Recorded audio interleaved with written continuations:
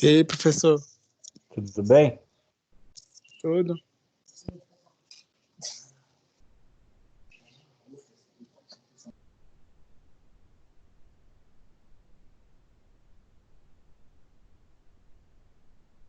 Estão vendo minha tela? Sim, professor. Ah, legal.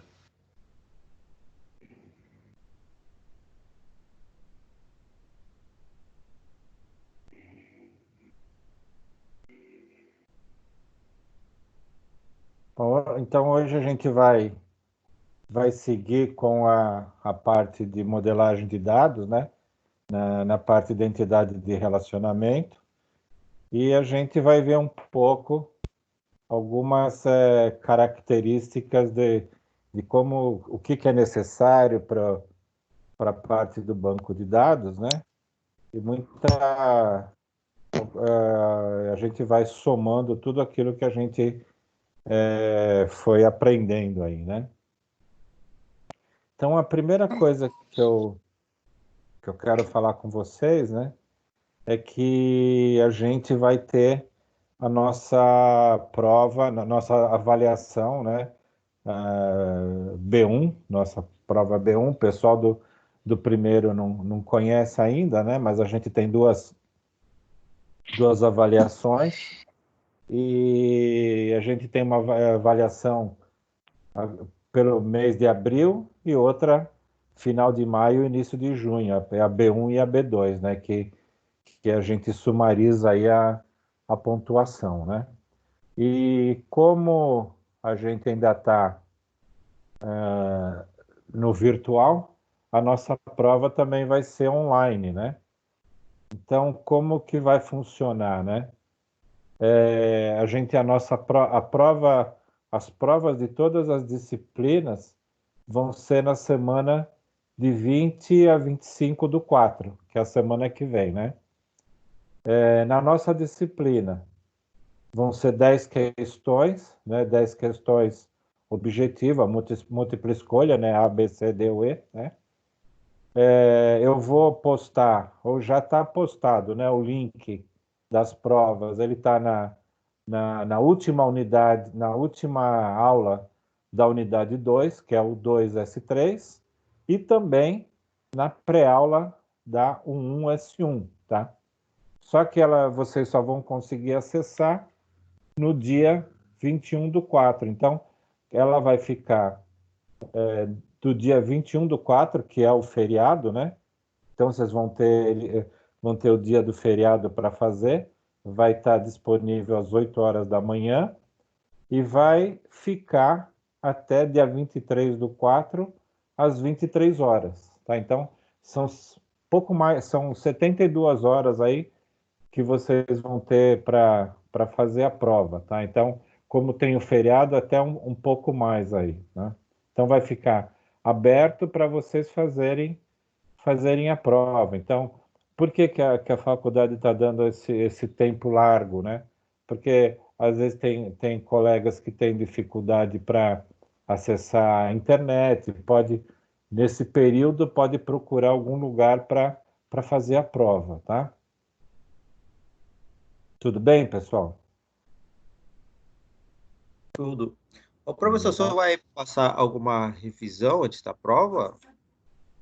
A gente pode fazer, mas o nosso material vai ser aquilo que a gente está vendo na aula. Vocês vão ver algumas questões aqui, né?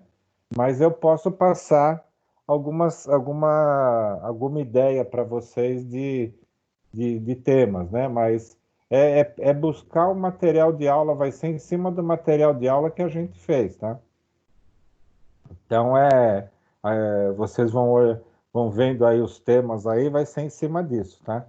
Mas eu vou mostrar algum tipo de exercício, né? E depois posso até passar para vocês um roteiro de estudo, tá? Eu passo pelo WhatsApp e depois vocês divulgam para os colegas que estão fora, tá? Eu preparo um roteirozinho de estudo, mas a ideia são todas as aulas que a gente teve, tá? Então, vamos trabalhar mais na parte mais teórica, tá? Não vamos Não vamos pedir a princípio de fazer esses DRs aí, não, tá? Mas Então, tá bem. Obrigado, professor. mas eu vou passar um roteiro para vocês, algumas dicas de questões aí para vocês estudarem, tá bom? Então, como que vai ser? Como eu falei, né? Na unidade 1, seção 1, vocês vão encontrar aqui na pré-aula a avaliação bimestral, né? Vocês vão encontrar isso aqui no AVA, tá? Também vai estar na unidade 2, seção 3. Então, vocês vão entrar aqui, aí vai aparecer o link, né? O link do...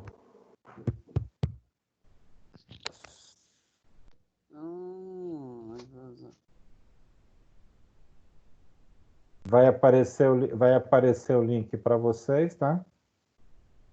Esse link. Aí vocês vão entrar e já vão entrar na prova, né? Então, aqui tem algumas informações da prova, né? É um formulário, né? Vocês vão colocar um nome, né? Aí vai rolando a página. Digitei aqui o nome, né? Aluno 1. Aí está aqui, depois do nome do aluno, vai ter o e-mail, RA ou CPF, né? Vamos preencher aqui. Aí depois o próximo é o semestre, vocês vão escolher o semestre. Isso tudo rolando para baixo a prova, né? Vocês já estão até acostumados com esse tipo de entrega de exercício que eu passo para vocês. Só que aqui vocês vão responder direto, né? Então, aqui rolando para baixo, aqui já aparece a primeira questão, né? É nesse estilo aqui, né? Sistema gerenciador de banco de dados, é um software que possui muitas funcionalidades, tal. O que eles são, né? Permite aos usuários pesquisa para encontrar determinada informação. 2, podem gerar relatórios com diversas informações, protegem e recuperam todas as falhas de software e hardware, permite o compartilhamento dos dados e de controle de redundância. Então, o que aí ele dá as opções, né? Somente a 1 e a 4 estão certas, somente a 3 está correta, somente a 1 e a 3 estão corretas, todas estão incorretas, e aqui todas estão certas, né? Então, nessa daqui, todas estão certas, aqui a gente já marcou aqui. Então, vocês vão marcar aí, agora vai para outra questão, né? O levantamento dos requisitos é o primeiro item a ser realizado em um novo projeto, e para atingir esse objetivo são necessárias entrevistas para atender e documentar as necessidades solicitadas pelos usuários, conseguindo desta forma começar a elaborar o desenvolvimento do software desejado. Analise atentamente as alternativas e marque a correta, né? Então, um requisito é o único item após o diagnóstico, né? Um requisito é a descrição detalhada de cada item, corresponde de cada tabela. Um requisito é uma condição ou capacidade que um software deverá possuir, é um levantamento, uma análise das necessidades às quais o sistema precisa atender. Um requisito é a criação dupla da tabela, né? Um requisito é a criação de base. Então, essa aqui, a resposta é a C. Eu marquei a A aqui só para a gente ver como vai acontecer, né? Aí, aqui eu fiz só 2, mas vocês vão ter 10 questões. No final, vocês vão teclar o enviar, né? Depois que teclar o enviar, ele vai aparecer essa tela para vocês, né? Obrigado, sua resposta foi enviada e aqui boa sorte, né? Ele aparece a mensagem aqui, enviar outra resposta, mas não vai ser aceito que vocês entreguem outra, tá? Então, vocês vão prestar bastante atenção antes de enviar, né? Se enviar a segunda, não vai ser considerada, ela vai estar sempre, vai sempre considerar a primeira enviada, tá? Então, vai gravar na planilha minha de controle, mas eu vou considerar a primeira, tá? Então, como que eu vou ver as entregas de vocês, né? O próprio sistema, ele já corrige as questões e já me dá uma pontuação, né? Então, o que que eu tenho aqui? Eu tenho duas linhas, né? Eu fiz dois testes, né? Então, pensando que aqui um seria o aluno 1, o 2 seria o aluno 2, aqui mostra o horário que o aluno começou a fazer, o horário que ele terminou, os pontos, né, que ele fez. Então, de duas questões que valia 100 pontos cada uma, ele acertou só uma, então ganhou 100 pontos, né? Aqui tem o nome do aluno, aqui tem o e-mail e tal. Aqui tem uma continuação, essa continuação eu coloquei aqui embaixo do slide, né? Então, aqui tem a resposta e cada uma o que o aluno respondeu. Então, ele acertou, fez ela correta, ganhou 100 pontos e nesses dois casos errou e zero. Tá? Então, é isso aqui que eu vou receber. Vou preparar para que na semana do dia 27 a gente comente a prova, a gente faça uma vista de prova. Tá? Então, é isso aqui que eu vou receber e eu vou ter já automaticamente a pontuação de vocês. Tá? Tranquilo com relação à prova? Professor, Tranquilo. só uma dúvida que ficou aqui para mim. Sim. Com relação à prova, pelo menos o que o Cuenca falou, me disse se eu estou errado, como é que ficou, né? Você deve saber mais que eu. O Cuenca disse que nós teríamos todas as disciplinas para fazer durante do período da semana inteira para a gente fazer, e a prova a gente teria duas tentativas. Só que o senhor já mandou outras informações. Mudou ou eu tô Quando que ele falando? passou essa informação? Ele comentou na última aula. Na última aula foi? Última aula semana passada. Foi quinta-feira. Isso. Feira. Porque a gente teve uma reunião, sexta-feira foi feriado, né? Sim. Vocês tiveram aula com ele mesmo no feriado? Não, né? A gente foi. A última aula que o Cuenca deu pra gente foi na quinta. Tá. E aí ele já tinha comentado isso, que a gente teria o prazo da semana inteira para fazer todas as matérias e duas tentativas. Não sei se eu tô Tá. falando alguma coisa de Não, errado. não, é que isso Ô, aí... Matheus, Oi. eu falei com o Cuenca aqui, ele falou que depende do curso mãe, né? Na matéria. Ah, sim. Bom saber. Então, no caso, pode ser que, no caso dessa matéria, o curso mãe não é engenharia, né? Isso é certeza. Então, aí fica diferente do acordado que ele disse. Mas, de qualquer forma, deixa eu explicar para vocês. Isso foi... a gente teve uma reunião com o Cuenca no início da semana passada, foi falado isso. Foi falado que ia ficar a semana inteira, né? E que ia ter duas tentativas. Tranquilo, tá? Agora, depois, na quinta-feira, nós tivemos uma reunião com a diretora, né? E a diretora passou outras diretrizes, mas de qualquer forma, eu retomo com o Cuenca. Fiquem tranquilos, se for essa linha, a gente mantém isso também, tá? Não tem problema não. Vocês podem, a gente abre, deixa aberto a semana inteira. Isso é tranquilo fazer, tá? Eu tô seguindo o que a diretora passou para a gente na reunião de quinta-feira, mas pode ser que ele negociou alguma coisa diferente com a diretora, né? E aí passou para vocês, tá? Não, Tá tudo bom? bem, professor. Mas Obrigado. aí eu mantenho vocês avisados, tá?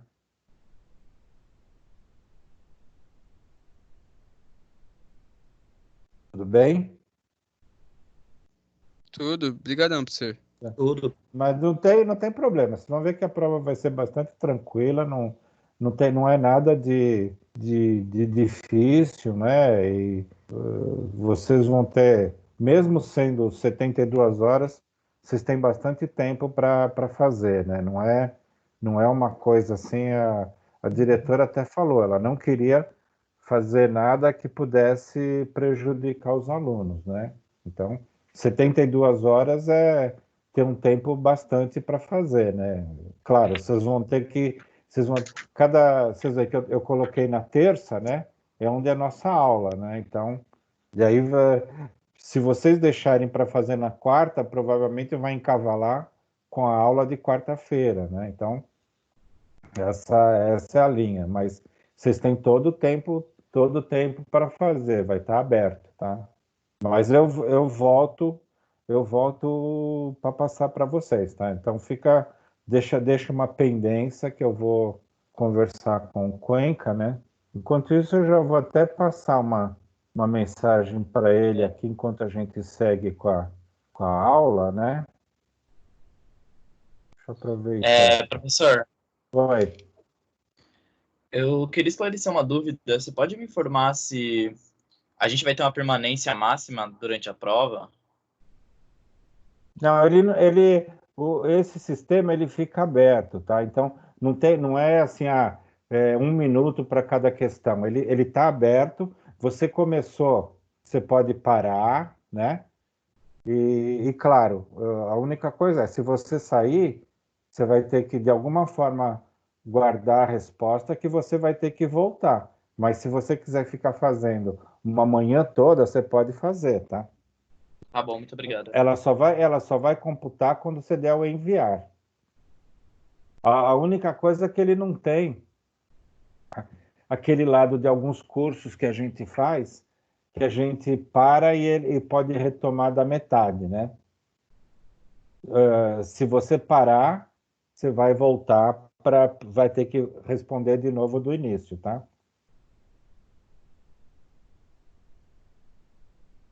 Tá bom, professor, muito obrigado. Tá?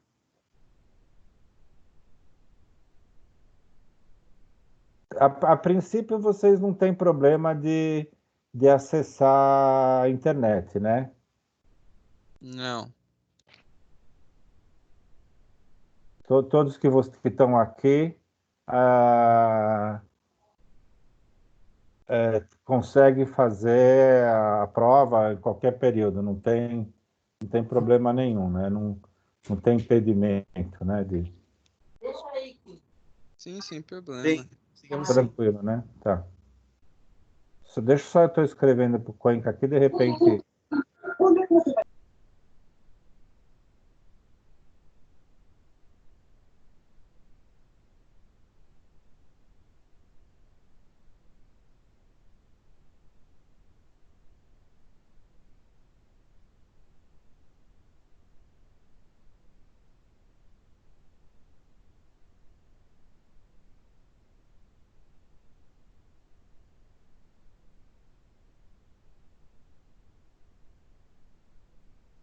Pronto.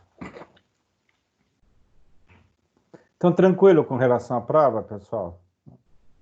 A gente essa prova vale 1.000 pontos, vai acumular na pontuação de vocês, tá? Então, nessa linha a gente vai... Vocês viram, essas duas questões são questões de assunto que a gente tratou, né? Então, é claro, vocês vão precisar dar uma revisadinha nos temas, né?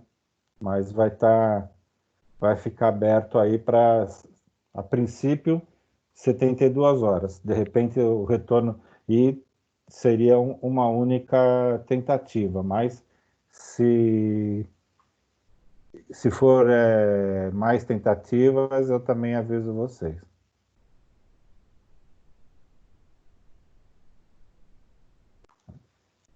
Então, vamos lá.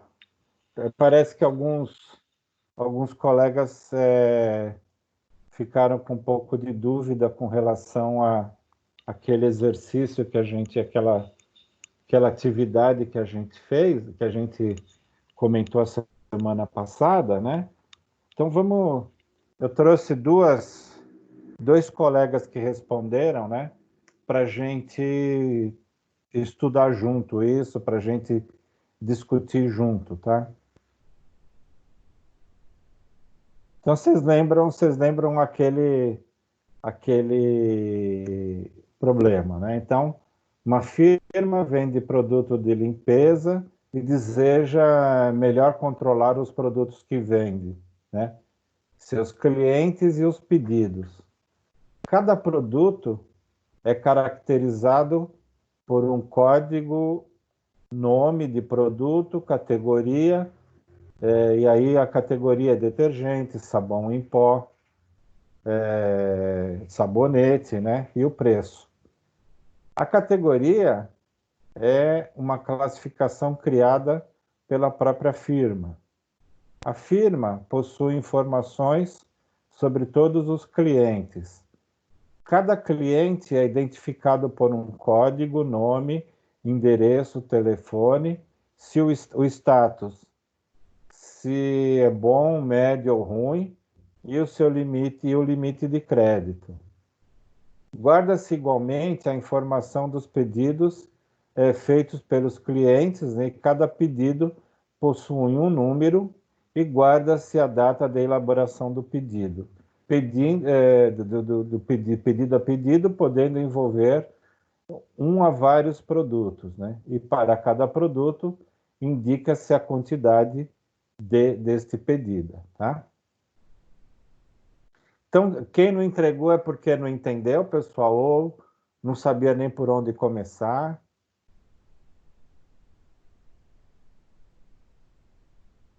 Ou não teve tempo. Então, eu vou Professor, pedir. Oi.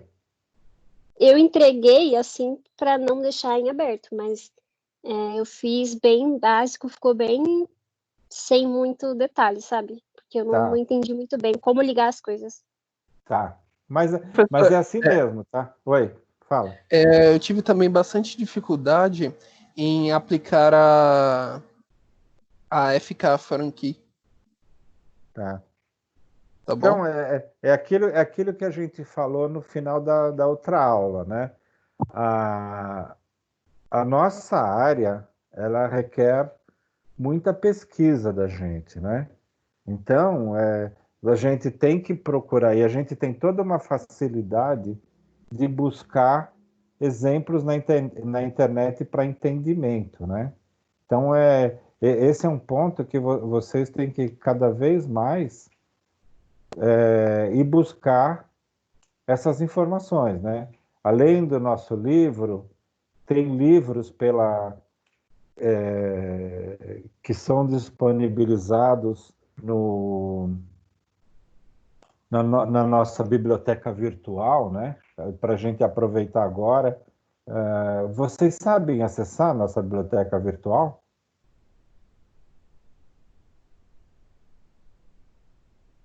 Sim. Porque eu fiz um vídeo, né? De como acessar a biblioteca virtual. Eu vou passar esse vídeo no WhatsApp para vocês e também vou colocar no AVA, porque na nossa biblioteca virtual tem muito livro que vocês podem pesquisar ligado a esse tema, tá?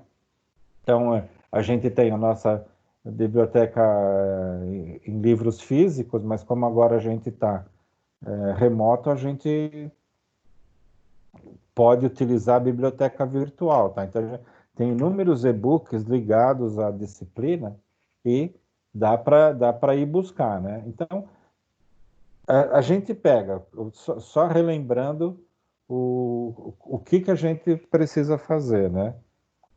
Isso aqui é um levantamento que foi feito com essa empresa de produto de limpeza, né?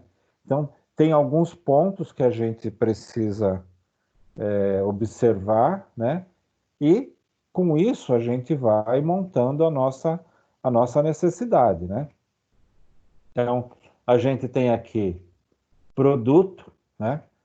E aqui a gente já começa a entender que a gente vai precisar de uma tabela chamada produto, né? E aqui ele já dá até algumas informações que a gente tem o código, tem o nome, tem a categoria, né? E o preço. Aí aqui ele fala que ele tem também alguma coisa, uma categoria, é uma classificação criada pela própria firma, né? Então, aqui ele dá exemplo da categoria, né, que são inúmeros. Então, a princípio aqui parece que a gente precisa também de uma tabela chamada categoria, né?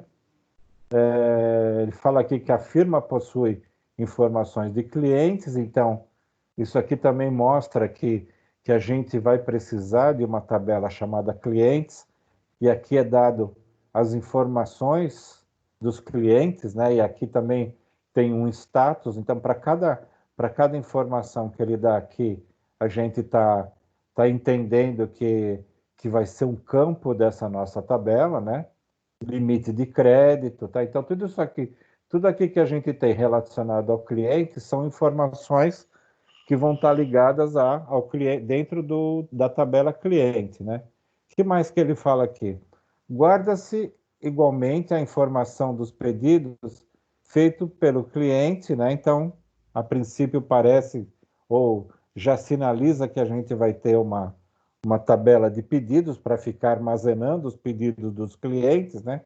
Cada pedido possui um número, guarda-se a data da elaboração do pedido, de pedido a pedido, pode envolver de um a vários produtos, e para cada produto identifica-se a quantidade pedida. Então, mostrando aqui, parece que a gente já traz algumas informações que a gente vai precisar de tabela, uma tabela de produto, uma tabela de categoria, uma tabela de cliente, né, tabela de pedidos, e é nessa linha que a gente vai trabalhar, né? Então eu trouxe aqui para a gente inicialmente olhar. O Arthur está aqui, né?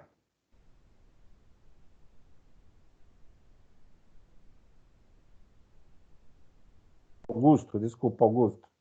Eu vou pedir aí para o Augusto, que eu trouxe aqui para gente. O Augusto tá, não tá? Oi, tô. Então, eu trouxe aqui para a gente olhar a sua postagem, tá? Você quer comentar alguma coisa do seu trabalho?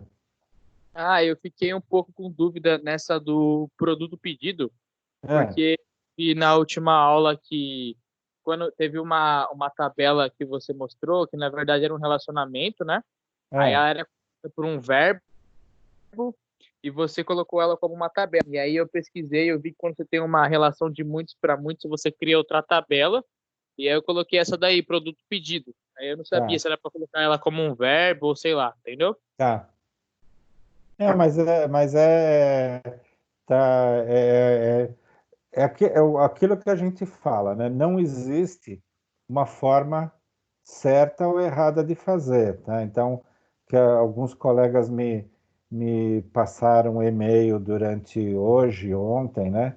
Não existe uma forma exata. Não, falei, isso aqui está errado ou tá certo. A única coisa que a gente precisa se preocupar é que tem que ter todas as informações pedidas, né?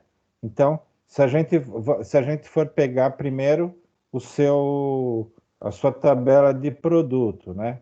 Então tá aqui, ó, código do produto, nome, categoria e preço, né? O que ele fala, só voltando aqui, né? O que ele fala do produto, né? Tá aqui, ó, código do produto, nome do produto, categoria e preço. Então, não ficou nada de fora com relação ao que ele pediu de produto, né? Que mais? Cliente, né? Código do cliente, endereço, telefone, status e limite de crédito, né? Então, aqui, onde que ele fala do cliente? Código do cliente, nome, endereço, telefone, status e limite de crédito. Então, a princípio tá atendendo, né? O pedido, data do pedido, e código do cliente como uma chave estrangeira, né? Uma foreign key, né? Então, a princípio também, o pedido, o que ele fala do pedido?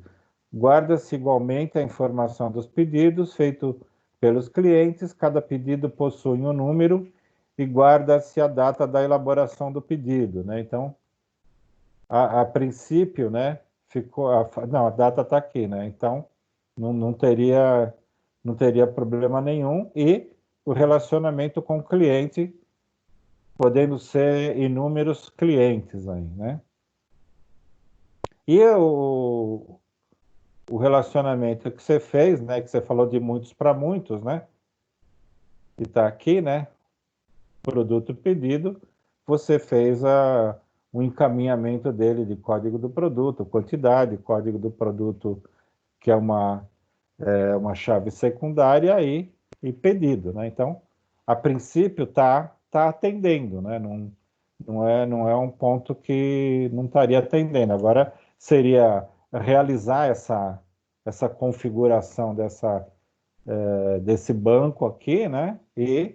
E fazer teste para ver como que estaria funcionando, né? Mas a princípio está atendendo todos os requisitos, né? Alguém teria alguma coisa para... Obrigado, viu, Augusto? Alguém teria algum comentário, alguma dúvida? Professor, eu tenho uma dúvida com relação a 1 para N, 1 para 1. Você poderia me explicar melhor como é que fica, como é que faz, como é que eu sei? Então, o que a gente tem, né? Você tem um cliente, né? Pegando aqui, né? Pegando inicialmente o cliente. O cliente, ele é único, né? Mas ele pode ter inúmeros pedidos. Então, aqui a gente tem a relação de 1 para N, né? Então, a gente tem inúmeras situações que a gente pode fazer, né? Então, da mesma forma, você tem o pedido, né? Quando você tem o seu pedido, você tem um pedido único, mas dentro do pedido, você tem inúmeros produtos no seu pedido. Quando você vai no supermercado, né? A sua compra ali, você compra 10 itens, são 10 produtos, mas o sistema do supermercado coloca um pedido só, né? Mas, em contrapartida, no supermercado, ele tem inúmeros pedidos e inúmeros produtos. Então, esse é o relacionamento de N para N. Por isso que é nessa linha, tá? Ficou mais claro ou não? Sim, Ou ainda sim. está? Não, agora ficou um pouco mais claro, sim. Mais claro, Então, você tem sempre que pensar, né? Aquilo que você vai fazer, o que vai gerar, né? Então, por exemplo, vamos pensar na faculdade, né? A gente tem uma tabela que ela é chamada sala, né? Então, uma sala de uma disciplina, o que ela tem? Ela tem inúmeros alunos. Então, a gente está falando que é 1 para N, né? Então, igual agora, eu estou dando uma aula de modelagem de dados. É uma aula para N alunos. Então, é sempre nessa relação. Então, a gente vai ter uma tabela professor. Aí, de repente, o que a gente vai fazer? A gente vai para dentro da faculdade, a gente vai ter uma tabela professor, só que tem vários professores, 60 professores. Então, são N professores. A nossa tabela vai inserir 60 professores. E aí, cada professor vai ter um relacionamento com alunos, mas você vai ter também... por exemplo, vocês têm aula comigo, tem aula com Cuenca, tem aula com a Duda, não sei se tem aula com a Duda, né? Então, vai chegar numa situação que são N professores para N alunos. Então, essa é a forma de relacionamento, tá?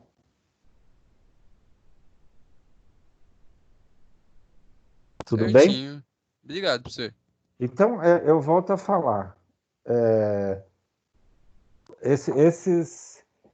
Esse tipo de atividade, né? Da gente montar tanto um banco de dados, como a gente montar uma aplicação, a gente só aprende fazendo, só aprende pesquisando. Então, vocês não podem ter vergonha de pesquisar. Vocês têm que ir atrás para ver. Deixa eu ver como que se fez, como que está fazendo isso. Vocês têm, agora, vocês estão chegando num determinado ponto que vocês têm o caminho das pedras. Vocês já começam a identificar certas representações, né? Mas a partir daí vocês precisam ir atrás, buscar exemplos, né? Para fixar o conceito, né? Para fixar como que vocês vão trabalhar, porque aqui a gente tem uma situação que foi falada de cliente, produto pedido e tudo mais, mas vai chegar um momento que vocês vão ter uma outra aplicação que não tem nada a ver com essa. Então, nessa nossa área, não dá para a gente ter uma receitinha de bolo falado assim, é assim que se faz. Não é. Na nossa área não existe receita de bolo. A gente tem que testar bastante, tem que estudar bastante. Não tem outra saída para aprender. Tem que fazer, quebrar a cabeça, conversar com os amigos, falar com a gente, com os professores, dúvida, não entendi isso aqui, nesse ponto. E aí é assim que se aprende. Não é só você vendo uma solução pronta numa aula. Vocês precisam ir atrás de mais informação, tá? E claro, as dúvidas vão tirando. Tiram entre vocês, é aquilo que uma das aulas a gente falou, né? Que tá lá no livro. Você fez o desenho, deixa eu trocar uma ideia com meu amigo, deixa eu trocar uma ideia com algum conhecido para ver o que ele acha dessa situação. Será que essa forma de representação está certa, essa forma de relacionamento está certa? Porque aqui está numa linha bem didática para você desenhar, né? Porque é um exercício e tudo mais. Mas você não vai pegar assim, dessa forma, quando você estiver trabalhando.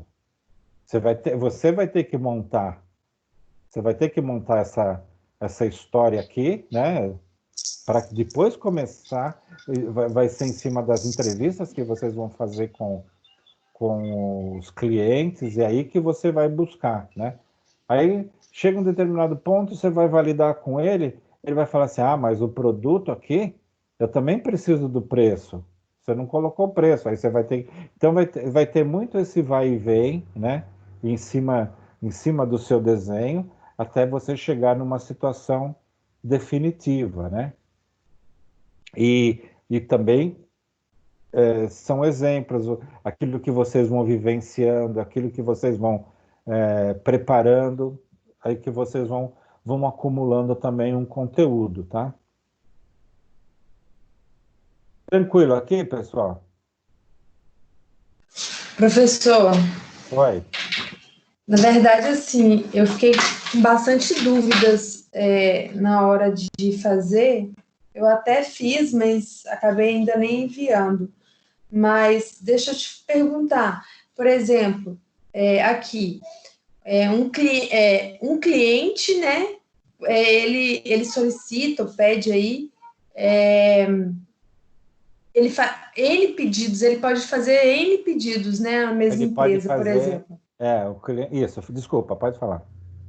Sim, aí ele poderia fazer N pedidos. E aí, se eu pegar o relacionamento de pedido com, por exemplo, produto, o correto seria pensar, um pedido possui N produtos ou N pedidos possui N produtos? Os dois, você tem os dois casos. Sim. A sua Porque você vai ter um pedido, foi o exemplo que eu dei para o colega no supermercado, né? Você vai ali no supermercado, quando a caixa ali, você entra na caixa, ela abriria como se fosse um pedido, né? Sim.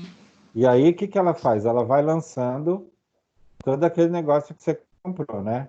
Então, ali são o quê? São vários produtos. Então, pensando só em você como um cliente, a gente tem um pedido para vários produtos. Só que, o que a Caixa faz diariamente? Ela atende vários clientes. E vários clientes significa vários produtos. Desculpa, vários pedidos. E vários pedidos significa vários produtos. Então, o pedido para o produto são vários pedidos durante o dia, e se já cada pedido tem vários produtos, vai ser vários pedidos, vão ter vários produtos. Né? E vários clientes também, então... E vários clientes. Só que um cliente, na situação, você vai ter um cliente, apenas um pedido. Então, a gente poderia pensar na visão, digamos assim, do cliente. Inicialmente, se você fizer um cliente, ele tem um pedido e tem vários produtos. Essa é uma situação. Tá? Só que a sua tabela de cliente, você tem vários clientes. Aí você vai chegar no final do dia, o que você vai ter? Você vai ter vários clientes, vários pedidos e vários pedidos com vários produtos. Então, se você pensar, a sua tabela de cliente, ela tem um relacionamento com a tabela de pedido, né? Então você tem, como foi colocado aqui, ó, o cliente, o código do cliente, ele é uma chave primária, certo? Olhando essa aqui, você tá vendo? Dá para ver o mouse mexendo aí ou não? Na tabela de cliente, não no desenho, mas no desenho da tabela, tá? Sim, então, sim. No desenho da tabela, o que você tem? Você tem cliente, aí você tem ali hashtag código do cliente. Então, esse código do cliente hashtag aqui, o que ele é? Ele é a chave primária. Então a gente tem cliente, ele tem a chave primária dele com todos as informações do registro. Se você for para o pedido, você também tem um código do pedido que é a chave primária. Só que ele vai ter uma chave secundária, que é esse e-comercial, código do cliente, que está relacionada, ele vai ter um relacionamento com a chave primária do cliente. Por que ele faz isso? Para que, quando você entrar com o código do cliente, vamos supor que você tenha o código do cliente 1, né? Ele vai ter que, na hora de lançar o pedido, ele vai lançar na chave secundária, na chave estrangeira, ele vai lançar o 1, que é o código do cliente. Para quê? Para fazer o relacionamento. A gente não está falando de banco de dados relacional, então o que a gente tem que acionar? A gente tem que fazer um relacionamento do cliente, né, do código do cliente, que é a chave primária do cadastro do cliente, e ele vai ser uma chave secundária, uma chave estrangeira no pedido. Por quê? Para quando a gente for fazer nossa aplicação, ele consiga localizar dentro do cadastro do pedido, amarrando o código do cliente, todo o pedido que o cliente teve, né? E aí depois você olhar abaixo, né? O que você vai ter? Você vai ter o código do produto pedido, mas também você vai ter um código do pedido com uma chave secundária ou uma chave estrangeira que amarra com o pedido. Tudo isso para quê? Para ir buscar a informação em cada lugar. Tá? Eu sei que deixa deixa a cabeça de vocês um pouco bagunçada, mas tem que ir acostumando nessa linha. Tem que acostumar que, como que é um banco relacional, você tem que relacionar cada um deles. Então, você tem o cliente relacionado com o pedido e tem o pedido relacionado com o produto pedido, né? Essa parte aí eu até entendi, como o senhor falou mesmo, a parte da descrição lá do problema está bem detalhada, então ficou fácil de entender essa parte. A minha dúvida era na hora de modelar esse desenho, entendeu? Entendi. Mas melhorou um pouco com esse 1 para N aí? Eu só fiquei assim, eu fiquei mais em dúvida porque eu fiquei sem entender qual perspectiva que eu olhava, entendeu? Se era na perspectiva da firma, do cliente, porque igual você fez. Aqui ficaria mais fácil, né? Para entender se a gente fizesse aquela, não essa ligação, esse tipo de apresentação, mas se a gente fizesse aquela apresentação pé de galinha, né? Ali fica mais o visual, eu gosto mais daquela representação, entendeu? Professor, que a gente vai ter agora na nossa aula de hoje, tá? Ô professor. Oi. Eu fiz, só que eu só fiz o desenho, não expliquei nada como está explicado aí. Mas é que eu fiz aquele formato de pé de galinha, aquele... Legal. Risquinho. Então, ele fica... Ele, de visual, eu gosto mais porque ele... eu até entendo que vocês podem estar confundindo, por exemplo, aqui do lado do cliente, 1,1, aí depois do lado ele pede 1,n, né? Você tem a sequência aqui, é uma sequência legal, mas só que isso aqui ele pode não ser assim tão didático, né? Eu gosto mais daquela outra forma que você já tem dentro da tabela, aquela relação. Essa aqui também é usada, a gente comentou dessa forma aqui, né? Mas para ter um entendimento, eu gosto mais da outra, né? Mas vamos acostumando. O importante é vocês irem acostumando, sabendo que se você tem uma situação, ou todas as tabelas precisam ter chave primária, né? E a ligação delas com as outras, né? Ela precisa ter uma chave estrangeira, tá? Ok. Mas vamos caminhando aí. Ô, professor.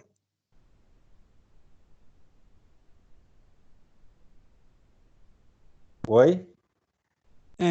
Eu sou do terceiro semestre e eu não estou no grupo do primeiro. Você não está no grupo do WhatsApp? Não. É que o WhatsApp eu criei com... Tá todo mundo junto, não tá... É da disciplina, tá? Então, se tem alguém de vocês que está fora do grupo do WhatsApp, eu peço para mandar um e-mail para mim com o número do telefone que eu coloco no grupo do WhatsApp lá, tá? Porque o grupo o grupo não é do primeiro, o grupo é da disciplina, tá?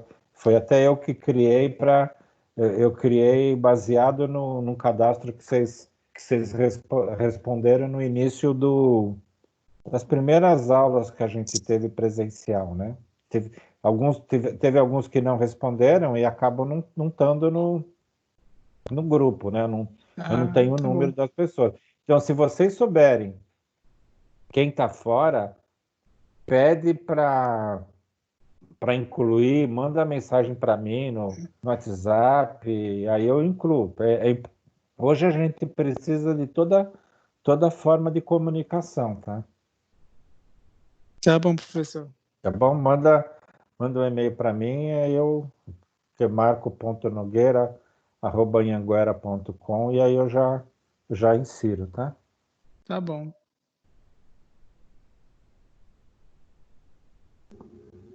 tudo bem aí? Podemos ir para frente?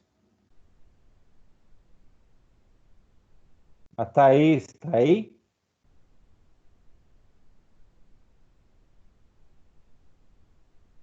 Então, a Thaís fez alguma coisa mais ou menos parecida, né? E é bem nessa linha, né? A gente pode fazer esse tipo de representação, né? Ou pode, fazer aquele do pé de galinha, tá? Mas acho que deu para entender um pouco, né, pessoal? Acho que a gente pode. A dica aqui para vocês é essa, né? Vamos estudando, vamos tentando fazer. Busquem. Na internet está cheio de exercícios, né? Busquem exercícios, porque eles têm exercício desse tipo, né? De descrição, tem exercício com resposta. Então, procurem montar, depois vão ver a resposta, tá? Para quê? Para que vocês comecem a se acostumar é a mesma, fazer esse tipo de desenho é a mesma coisa que a gente fazer na parte de matemática, exercícios de matemática. A gente precisa fazer na exaustão, né? Para pegar o jeito, tá? E claro, vamos conversando, né? Seguindo com o nosso tema, né? A gente tem ações do ciclo de vida do banco de dados, né? Então, vocês já pegaram aquela descrição da empresa, né? Já pronta, né? Mas a primeira coisa que acontece para a gente começar no banco de dados, o que é? É um estudo inicial, né? É o estudo inicial do banco de dados, né? Então, o que é esse estudo? É um estudo dos requisitos do problema, suas restrições e definições dos objetos, escopo e fronteiras do banco de dados. Então, o que é? A gente vai estudar como? Conversar com o cliente, a gente vai ver quais são as necessidades, quais são os requisitos, é aquilo que a gente viu logo no início das aulas, né? Aquela parte da teoria. Então, é todo o levantamento que tem que ser feito, né? O segundo ponto, né? O que é? Vai ser o projeto do banco de dados, né? Então, a gente vai fazer um projeto conceitual, a gente vai começar a moldar o nosso banco conceitualmente, a gente vai escolher o sistema do gerenciador do banco de dados, gerenciamento de banco de dados, né? A gente falou isso também nas nossas aulas, né? Quer dizer, tem SGBD mais caros para empresas grandes, empresas multinacionais, tem os menores, né? Que vão atender micro e pequenas empresas. Então, aí a gente vai escolher conforme o poder aquisitivo do nosso cliente, né? Aquele que a gente vai sugerir, né? E é o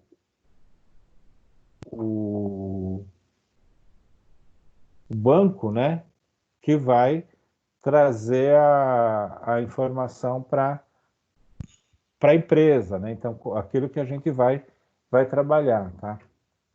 Então, é nessa linha. Então, o que a gente tem primeiro?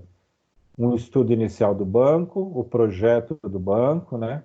A terceira situação é implementação e carga, né? Quer dizer, a gente já fez todo o desenho, a gente fez o nosso modelo conceitual, né? E agora a gente vai fazer a criação do banco. Então, a gente instala o sistema gerenciador do banco de dados, cria o banco de dados, faz o carregamento ou conversão de dados, né? Então, muitas vezes, o que é isso? A gente tem na empresa já algumas informações, né? E a gente vai fazer o quê? Vai ter que criar essas informações no padrão do banco de dados, né? E para fazer a carga. Então, pensando nessa atividade que a gente fez, né? Então, vamos supor que a gente vai fazer uma carga no banco de dados de informações passadas da empresa.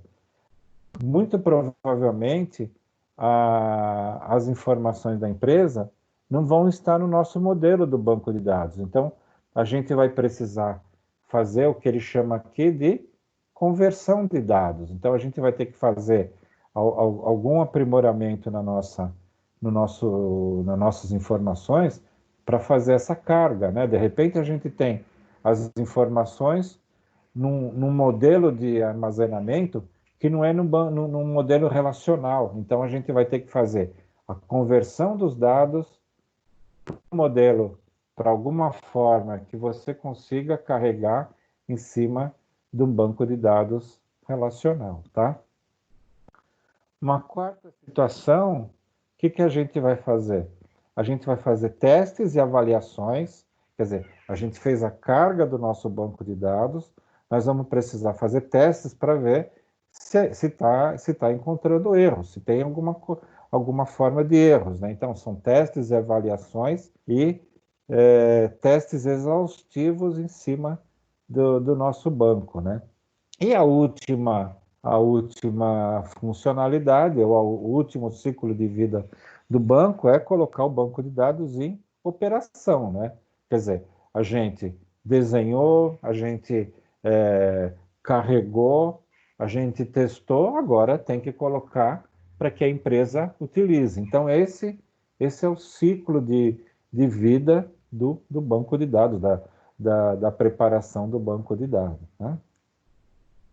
E isso tem que ser muito bem, cada etapa da criação do banco, ela tem que ser muito bem estudada, tem que ser muito bem preparada, não pode se pular etapas, quer dizer, você fez o desenho, você fez uma carga e o dono da empresa fica te pressionando, não, a gente precisa colocar em produção, você coloca em operação, produção, operação, você coloca sem fazer teste.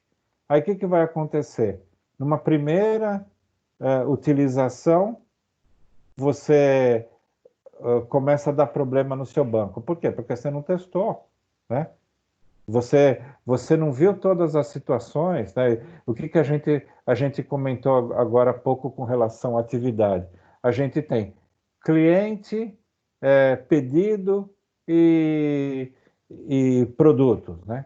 De repente a gente fez um desenho da nossa chave, ao invés de colocar vários produtos e vários pedidos, a gente colocou só um para N, como se fosse. Aí a gente consegue entrar um pedido, na hora que vai entrar o segundo pedido, não deixa entrar, porque a gente não colocou uma chave primária sendo para N pedidos. O que vai acontecer? Vai parar o processo e tudo mais. Então, o teste, né, a parte do teste e avaliação é importantíssimo antes de colocar em operação. Então, muitas vezes, vocês vão encontrar isso na vida profissional de vocês, né?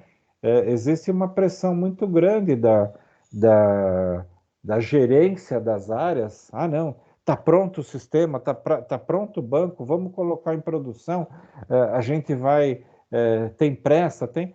Só que aquilo, se você queimar etapas, você pode ter problema, vai ter que voltar muito para trás. Então, todas as etapas têm que ser bem cuidadas e feita com bastante cautela, né? E uma outra seria a manutenção e evolução. Então, depois que o banco entra em operação, a gente vai ter situações que vai precisar fazer manutenção, né? Algumas situações que ocorram pequenas, a gente pode ter que fazer manutenção, ou mesmo evolução, é um crescimento. De repente, nós criamos um banco de dados, vai precisar fazer uma integração com outro banco, que é o que eles chamam de evolução. Nosso banco vai evoluir, vai precisar de mais informações. Então, é esse que entra nessa etapa da manutenção e evolução do banco. Falando de manutenção, a gente tem 3 situações, né? Então, a gente pode ter uma manutenção preventiva, né? O que é isso? A gente feito em cima de backup, de cópias do banco de dados, né? Então, a preventiva é a melhor que a gente pode fazer, né? Por quê? A preventiva, o nome já diz, a gente está prevendo alguma coisa, né? A corretiva, o que é? Se tiver necessidade de recuperação de informação. Então, num determinado momento, a gente teve um problema, uma quebra de disco, né? Um disco que tem o nosso banco de dados, a gente tem que fazer uma correção nisso. O que é? Recuperar as informações através de um backup que a gente tirou em cima de uma rotina de cópia, né, de informação, né? E uma adaptativa, né? Então, o que é isso? Para melhorar o desempenho e para acrescentar tabelas ou ainda campos, para dar mais permissões de acesso. Então, um tipo de manutenção preventiva, né? o que muitas vezes adaptativa que a gente faz na empresa. Então, porque assim, a gente começa a acumular informação no início do ano, né? Então, vai lá, janeiro, fevereiro, tal, e vai o ano todo. E aí, o banco, quanto mais informação você faz, você tem lá cadastrado, quanto mais pesquisa o SGBD tem que fazer no banco, ele vai ficando lento, né? Então, o que muitas vezes a gente pode fazer, e as empresas fazem, então ela tem o período inteiro do ano para processar e fica no banco ali. Chega do fechamento anual em dezembro, né? O que eles fazem? Pegam todas as informações do ano e criam um outro banco que não vai ficar online, ele vai ficar para pesquisa, ele não vai ficar mais participando do processo diário. Então, você tira todo um ano de informação e ele vai ficar num outro banco apenas para buscar informações de pesquisa gerenciais. Ele não vai estar naquela situação de estar trabalhando, de toda hora que você precisa de uma informação, ele vai percorrer o ano inteiro. Vocês imaginam se a empresa tem 10 anos, se não faz esse tipo de melhoria adaptativa, você vai pesquisar uma informação de março de 2020, ele tem carregado desde 2010.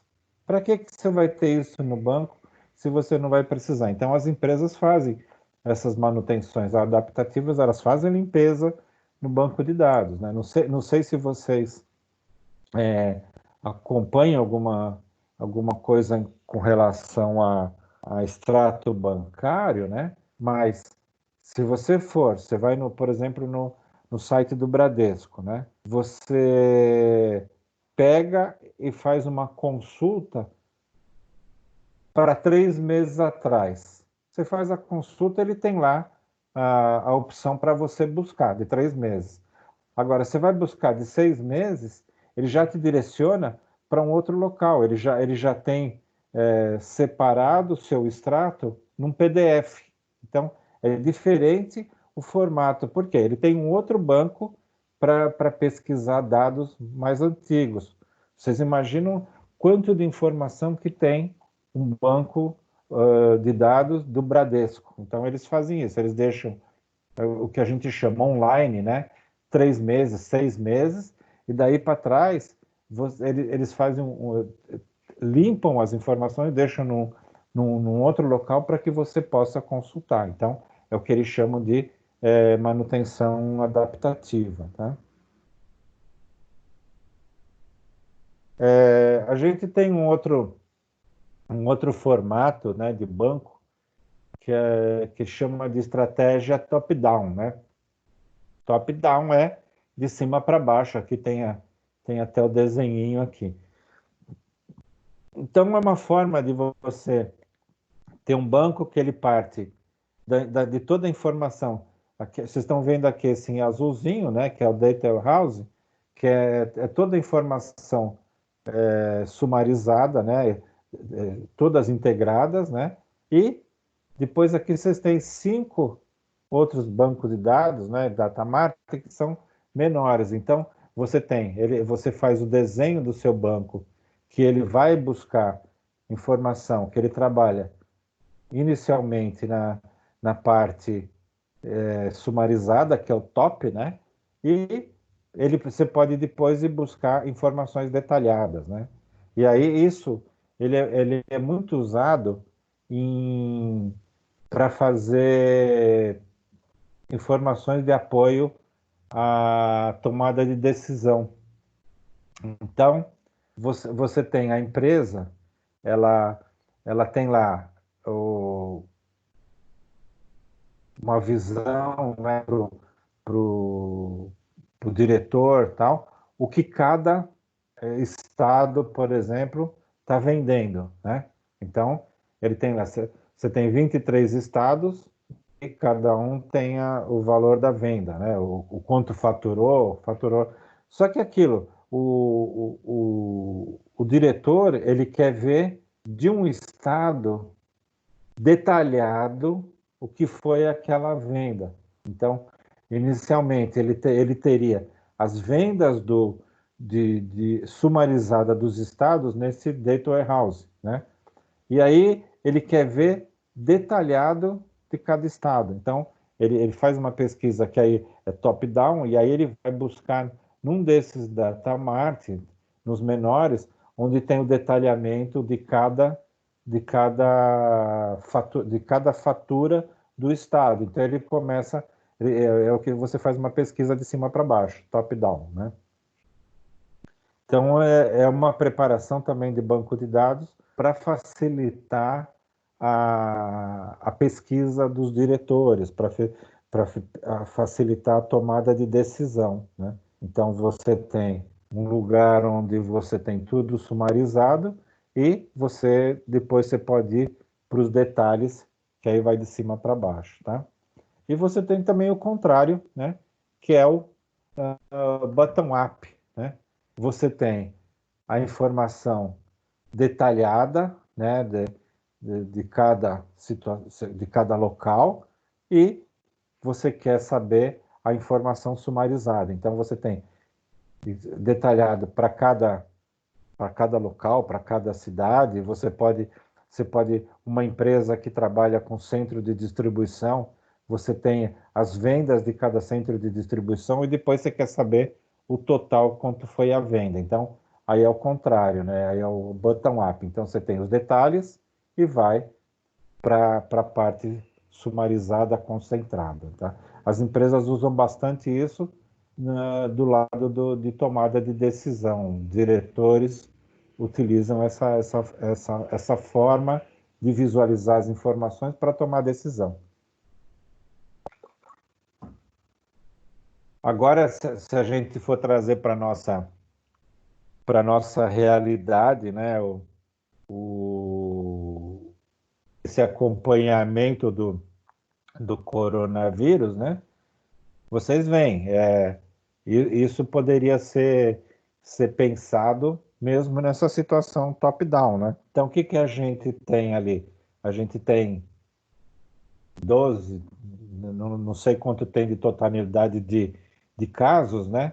Então, ele estaria sumarizado nesse Data Warehouse. Mas aí eu quero saber quanto está sendo, quanto tem de casos em cada estado. E aí você vai para a parte do Datamart, que é a parte do down, né? A parte de baixo, tá? Então, nesse tipo de informação que se trabalha na estratégia top-down e bottom-up, tá?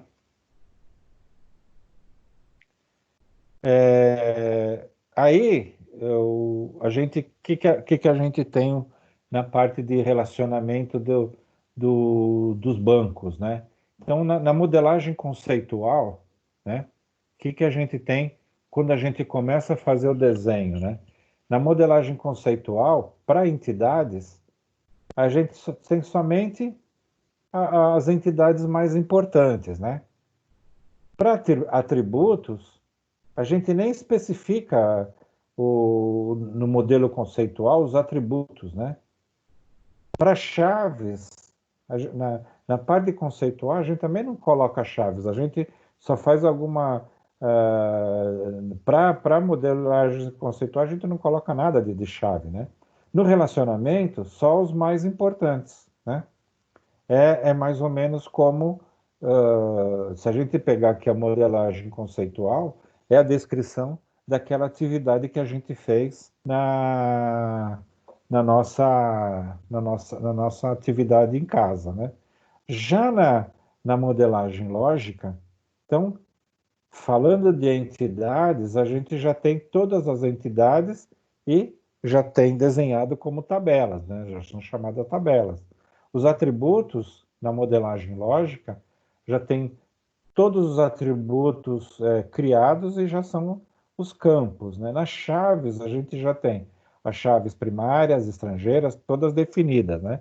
E no relacionamento, a gente já inclui todos os relacionamentos entre todas as tabelas. Então, aqui a gente tem dois quadros mostrando, bem, na modelagem conceitual, a gente faz o primeiro levantamento, para pegar a ideia, e o conceitual já diz o nome, é o conceito, né? Mas na lógica, a gente já fica com toda a informação preparada, própria para já gerar o banco e as tabelas. Tá? Então, aqui são duas partes que fazem parte do nosso desenho do nosso banco. Tá? E para criar um modelo lógico, né, e mais coeso de banco de dados, são necessárias várias revisões na descrição do modelo conceitual, né? Então, a gente tem que deixar bem claro as necessidades que a gente vai precisar para depois conseguir fazer um modelo lógico, como ele diz aqui, mais coeso, né? Quer dizer, se a gente já começar direto fazendo o modelo lógico, se não está bem validado o conceito, o modelo conceitual, a gente não vai ter um modelo lógico bem preparado para tudo aquilo que a gente precisa, né? E aí ele vai falando, vai apontando para a gente algumas coisas, né? Então, as tabelas, né? O que são as tabelas, né? Então, tem que ser em substantivos, objetos reais e objetos que podem armazenar informações. Então, a gente, relembrando o exercício que a gente fez em casa, né? Que é aquilo. A gente já tem que pensar nos objetos que podem armazenar informações. Então, a gente tinha lá cliente. A gente vai armazenar informações dos clientes. Aonde? Nas tabelas, né? Os campos, né? São as características de cada informação dentro da tabela, né? Então, quer dizer, se a gente tem uma tabela de cliente, a gente vai precisar um campo que vai ser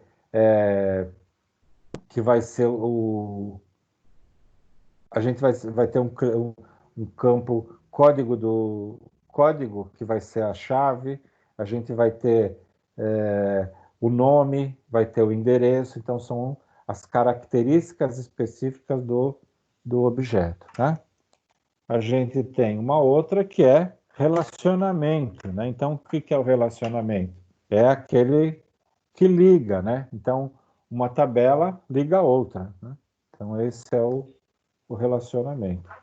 Uma outra é a cardinalidade, né? Que é quantas vezes cada tabela pode estar relacionada a outra, né? Então, quer dizer, é 1 para N, N para N, 1 para 1, né? Então, é aquilo que a gente fala de cardinalidade, né? E é aquilo, repito, sempre repetindo, né? A gente só vai aprender ou só vai fixar bastante o conceito se a gente procurar outros exemplos ou até mesmo a gente imaginar um exemplo como que ficaria determinada situação, né? Então, vocês podem até levar para a experiência do trabalho de vocês, a minha empresa, o que ela pode ter de relacionamento, o negócio da minha empresa, como será que as informações são relacionadas, como que é o banco de dados na minha empresa, né? De repente, você trabalha numa empresa que é uma construtora, né? Uma construtora de prédios. Que tipo de informação que essa empresa precisa, né? Você trabalha numa empresa que é uma agência de turismo. Que tipo de informação essa empresa da agência de turismo precisa, né? Você trabalha numa empresa, num banco. Que tipo de informação que essa empresa precisa? Então, esse é aquilo que eu sempre falo, para vocês irem praticando, para começar a acostumar com que tipo de informação tem, tá? Aí ele traz para a gente aqui algumas regras, né? As regras que norteiam os fundamentos da modelagem de dados, né? Então, aqui é aquilo que eu falei para vocês. Esse tipo de demonstração fica até mais fácil para a gente entender um pouco, né? Então, o que ele tem aqui? Em caso de relacionamento 1 para N, a chave primária do lado 1, né? Sempre, do 1 é 1, né? Do 1 para N, né? 1 para N. Sempre deverá estar na tabela do lado N como uma chave estrangeira. Então, é isso aqui, né? Ó, eu tenho uma tabela, um relacionamento aqui que parece alguma coisa de imobiliária, né? Eu tenho aqui um inquilino, tem o código do inquilino e tal. Ele é uma chave primária, mas ele tem uma chave secundária no contrato de aluguel, né? Então, o contrato de aluguel, ele tem vários contratos, né? São vários inquilinos e eu tenho vários contratos. E aí, qual que é o relacionamento? O código do inquilino daqui, ele está relacionado com a chave estrangeira do contrato. Então, se eu for buscar, eu quero esse contrato número 1500, por exemplo, código do contrato 1500, ele vai buscar quem que é o inquilino, né? Então, é o que ele fala aqui, né? Tem que estar sempre a chave primária, né, do código do inquilino, tem que estar sempre ligada a uma chave estrangeira, tá? Essa aqui é a regra, né? Professor, neste exemplo que o senhor está mostrando aí, tem uma chave estrangeira. Não é aí mesmo onde estava. Tem uma chave estrangeira que é código do inquilino. Aí buscou aqui na tabela inquilino. Certo. E tem uma outra chave também. Ele buscou aonde essa chave? Se você ver, é que eu recortei aqui, ó. Se você ver, tem três pontinhos aqui. Esse aqui ele faz parte de todo um fluxo, né? Mas não, tá bom. Eu trouxe isso aqui só para justificar essa afirmação. Então, depois a gente vai ver por completo, tá? Mas legal sua observação, tá? Tá bom, eu só tava tentando entender de onde saiu. Não, esse desenho aqui é mesmo só para justificar essa afirmação. Então, você tem uma chave primária, tem que estar sempre ligado a uma chave estrangeira, porque ela é 1 para N, tá? Então, você tem... aqui você tem vários inquilinos, né? Então, você tem um inquilino, mas você pode ter vários contratos. E aí, você tem 1 para N, tá? Tá bom? Mas essa chave aqui, essa chave estrangeira, vai estar ligada numa outra linha aí, tá? Mas legal a observação. Legal a observação. A outra que a gente tem, né? a gente tem o relacionamento N para N, né?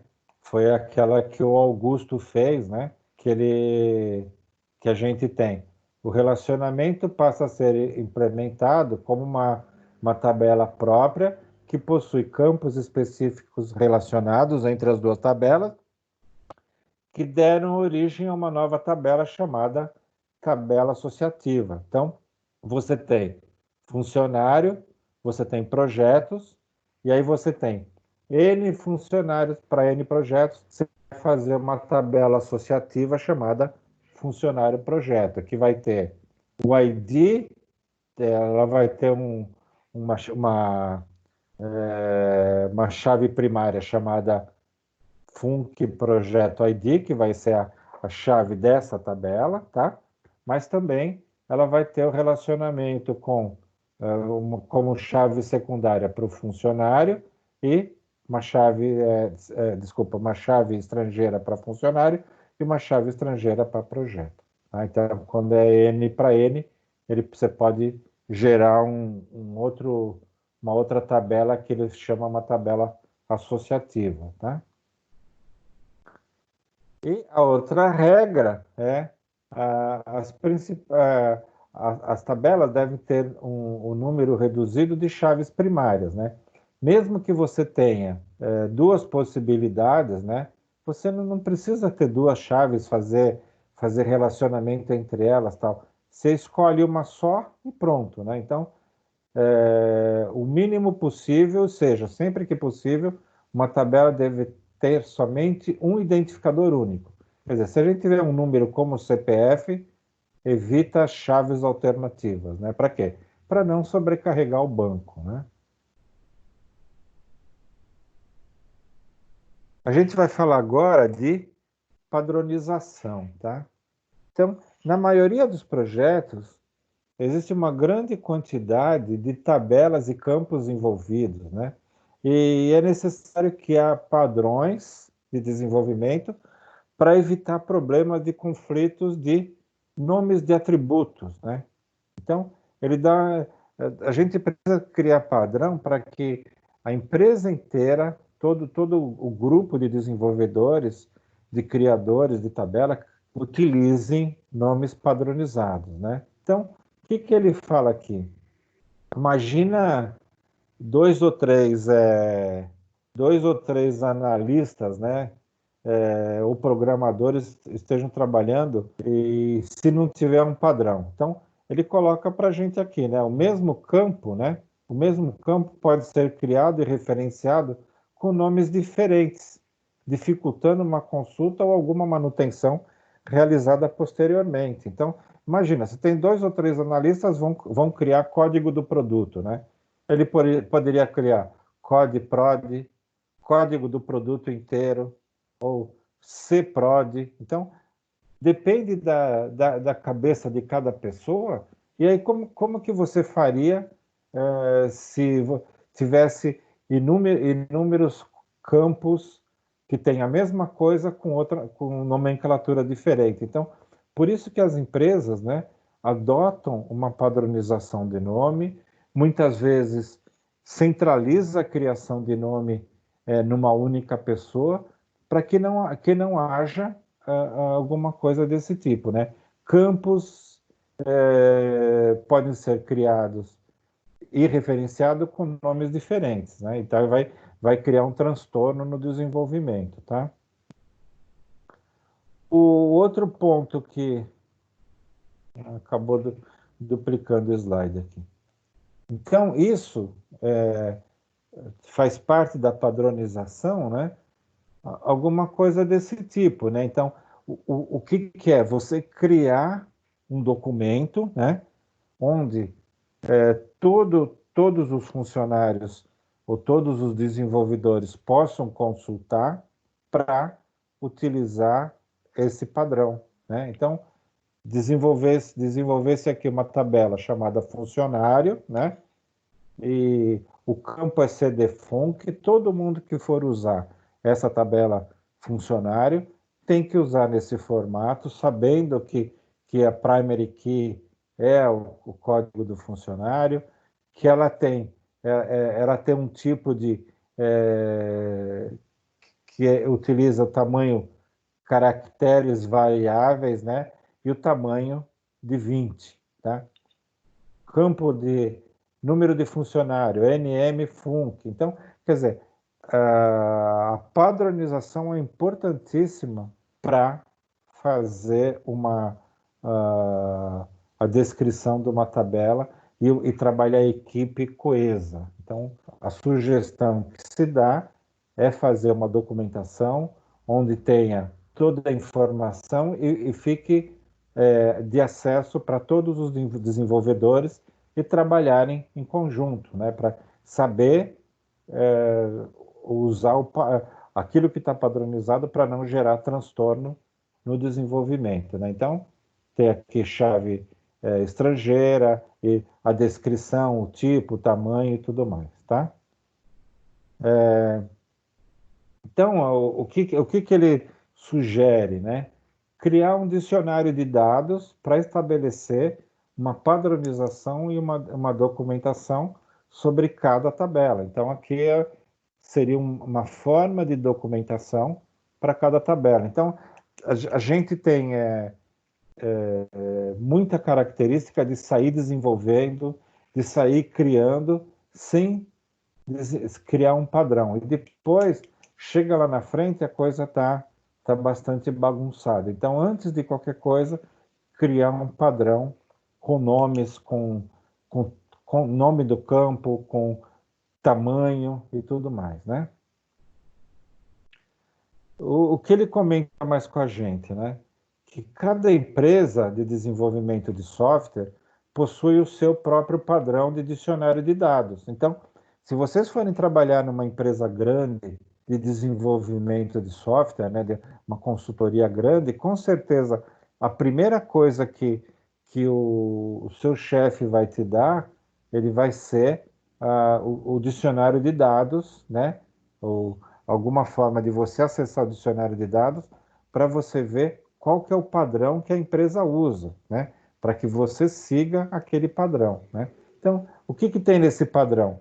A descrição de nome de tabelas, de relações, de atributos, o tipo dos dados, o domínio, o respectivo tamanho, a descrição detalhada da chave utilizada, nome dos usuários e as permissões sobre acesso ao banco de dados. Então, tudo isso faz parte do dicionário de dados e as grandes empresas de desenvolvimento têm, porque, imagina, as empresas trabalham com 500, 700, 1000 desenvolvedores. Se não tiver uma padronização, como que vai fazer cada um criando um nome diferente, né? Então, o nível do detalhamento do dicionário de dados, né, é opcional, mas ele acaba se tornando um documento fundamental, sendo muito requisitado quando o banco de dados apresenta problema e precisa sofrer uma manutenção, né? Então, por quê? A partir do momento que foi criada a informação, né, e aí começa a ter bom, agora vamos fazer um sistema novo e a gente precisa inserir mais tabelas no nosso banco para conversar com o que já existe, né? Se a gente não tiver uma documentação, os desenvolvedores vão ter que ficar entrando em banco de dados, em aplicações, para entender como que é o banco, porque não tem uma documentação apropriada, não tem os nomes apropriados, não sabe se tem os campos que vai precisar, não sabe se tem as tabelas que precisar. Então, é o que ele fala aqui, né? E é muito requisitado quando você precisa, se você tem um problema, né? Ou se precisa fazer uma manutenção, um crescimento desse banco, tá? Então, é comum que a pessoa que vai realizar a manutenção não seja a mesma que criou o banco. Então, quer dizer, você criou um banco há 2 anos atrás. Você trabalhou bastante, Aí você saiu daquela consultoria, saiu daquela empresa de software, foi para outra, você não está mais lá. Aí precisa se fazer uma manutenção naquela tabela ou naquele banco. Você não está mais lá, está na sua cabeça. Mas se não tiver uma documentação, que vai acontecer com a pessoa que vai pegar o banco que você criou? Com certeza, ela vai gastar muito tempo para poder entender como foi o desenho do seu banco. Então, aquilo que eu falei para vocês no início da aula de hoje, né? A gente cria uma solução de banco, não tem certo ou errado, né? O importante é ter a funcionalidade, mas você pode criar o banco de uma forma diferente. E aí imagina, alguém pega um banco que você criou, como eu disse, não tem um certo ou errado, ele vai tentar entender, e aí ele gasta bastante tempo. Se você tiver uma boa documentação, e isso serve para banco, para banco de dados, serve para programas, aplicações, tudo que você tiver relacionado na nossa área, é importantíssimo ter uma documentação bem feita. O pessoal fala, mas a gente perde tempo para fazer documentação. Você pode gastar um tempo, mas sempre vai ser de grande valia, de boa funcionalidade para o futuro, né? Então, é importante que vocês tenham sempre em mente esse lado de documentação, né? Então, aqui vai, além dos campos e tudo mais, né? Aí eles colocam aqui mais informação. Então, o que a tabela de funcionário tem? É a tabela responsável por armazenar as informações dos funcionários da empresa.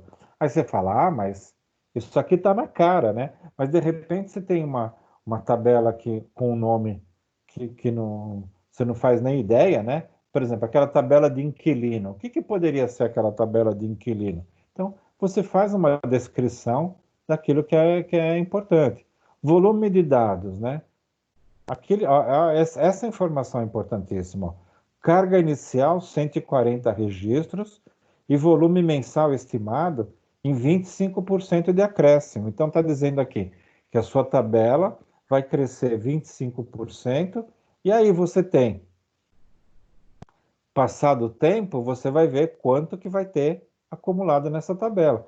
Tempo de retenção permanente. Então, não pode fazer aquilo que eu falei. Vamos limpar anualmente. Não. Tempo de retenção permanente. Se esse banco tem 20 anos, essa tabela vai ter que ter acumulado funcionários de 20 anos. Vocês veem que, olha que facilidade. A gente começa a ver essa descrição, a gente entende tudo, né? Permissões, né? Leitura não é cravação, é gravação, né? O funcionário de RH, olha aqui, ele aponta até para a gente quem é que pode gravar nessa tabela. Ó. O funcionário do RH, nível A, que pode gravar. Leitura, gravação e alteração, o nível 5. Então, o cadastro, o pessoal do RH já tem a definição dele na segurança, sabendo se ele é nível A ou se ele é nível A5. Então, isso aqui fica fácil para a gente entender quais são as características da tabela. E isso, vocês precisam estar acostumados que as grandes empresas trabalham nessa linha, tá?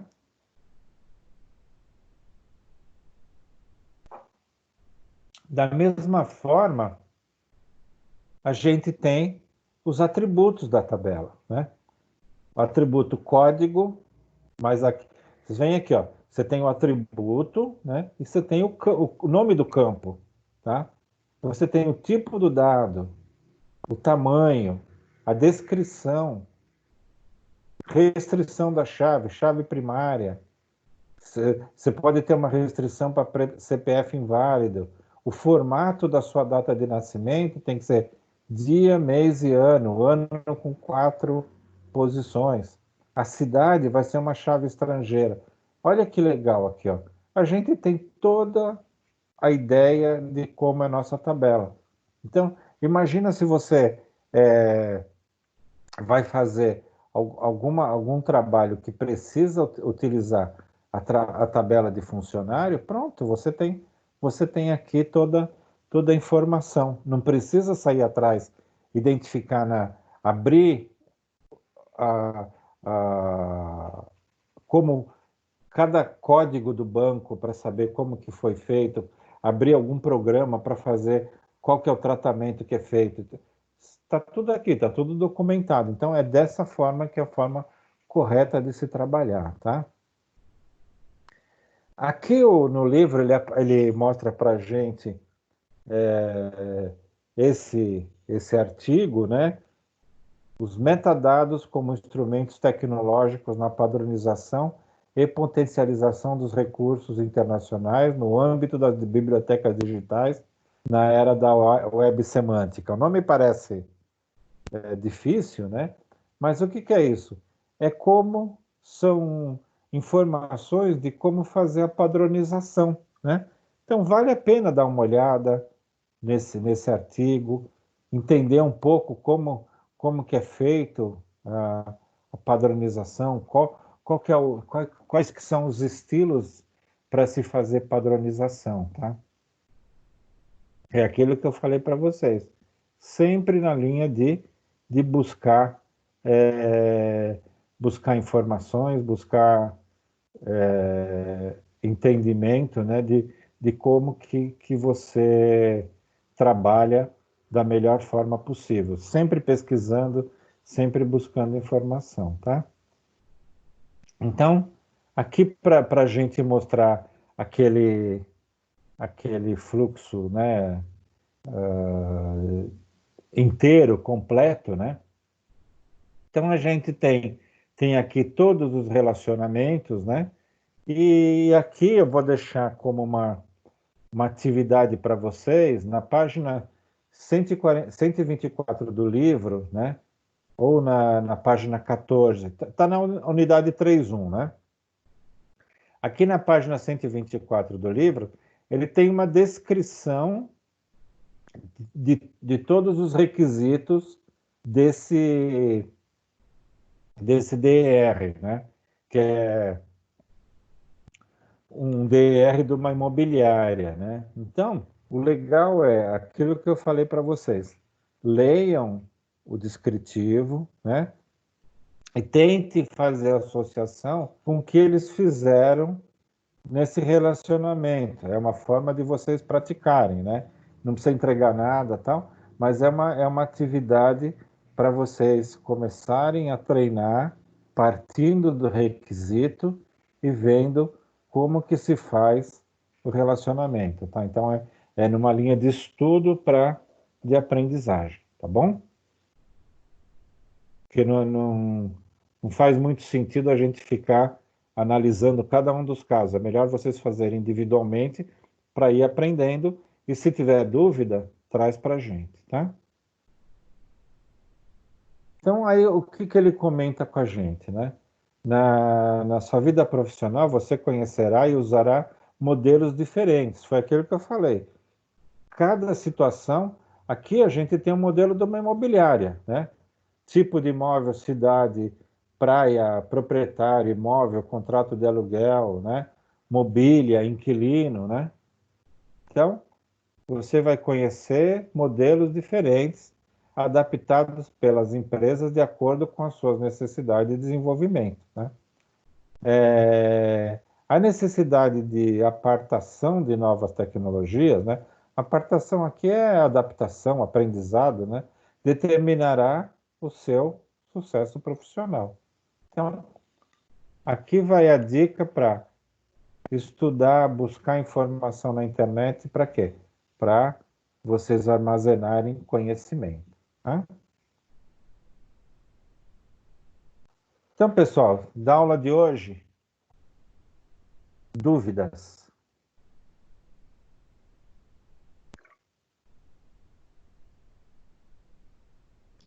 Não, professor. Tá tranquilo? Tranquilo. Então, ó, eu fico devendo para vocês com relação à prova, tá? O Cuenca, ele deve estar em aula, ele não respondeu ainda, mas tão logo ele me responda, eu passo para vocês, né? Peço que vocês repassem, eu vou passar no WhatsApp, né? E peço que eu também vou colocar na prova, vocês viram que vai estar na unidade 1, né? Sessão 1 na pré-aula, e também vai estar na aula da 2.3, né? Que é a última aula da unidade 2. Então, o link da prova está lá, mas as instruções estarão lá. Então, se puder, se for a semana inteira, vai estar falando lá a semana inteira. Se tiver duas opções, vocês podem responder 2 vezes, aí eu vou considerar a nota mais alta, tá?